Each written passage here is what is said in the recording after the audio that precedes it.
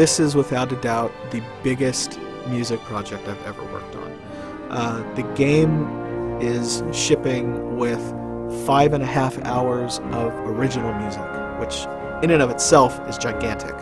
Then, in addition to that, we're also including the music from the original KOTORs and then music from John Williams films.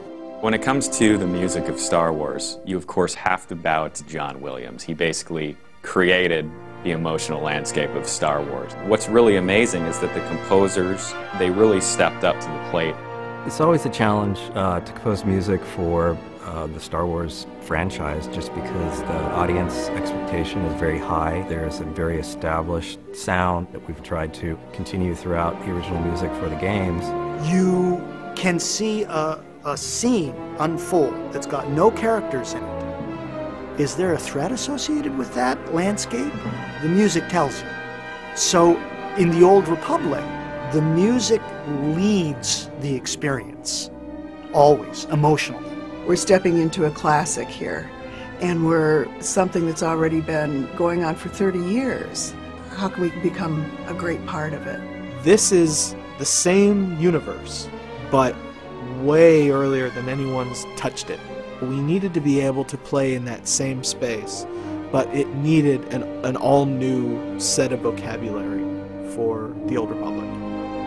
The Old Republic was full orchestra, full-on romantic-sized orchestra, so it's big.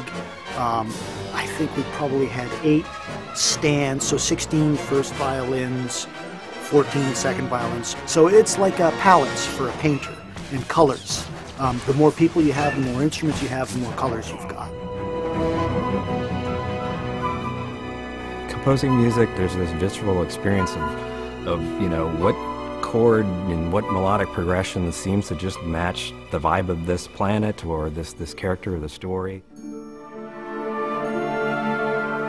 I'll read as much as I can about what the player will actually be doing and how he would feel, and just try to kind of lose myself in the world, you know, look at the art and all of the concepts and all of the story writing, and there's plenty of story writing, more than I could possibly ever need, but it's all there, and I just kind of lost myself in the world and just imagined what would things sound like. This is all sight reading, basically. You come in, nobody's seen the music before. You're hiring great composers who know how to write for the instrument, they know how to write for the orchestra, and they can write some viciously difficult, fast, lickety-split, full-on, using all the techniques you could. And you have to be able to sit down, open the music, go, okay, and just read it down. Because they're rolling, they're recording all the time. We were flipping a lot of pages very quickly. And what it does is it gives us a lot of excitement about the project. It makes us draw deep and stay very engaged, and you know, it just keeps us fascinated.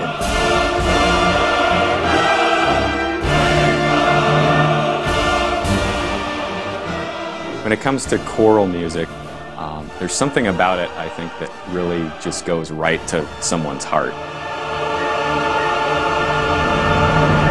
It's a Star Wars soundtrack, and everyone knows this Star Wars theme, everyone knows that one. Everyone knows what the beginning of Tatooine sounded like. So I do like to leave a little bit of an impression for each world that I work on, so that the player can take something away with them. They can remember that's what this planet sounded like. Music as part of the gameplay experience makes it more personal for the player, because it's really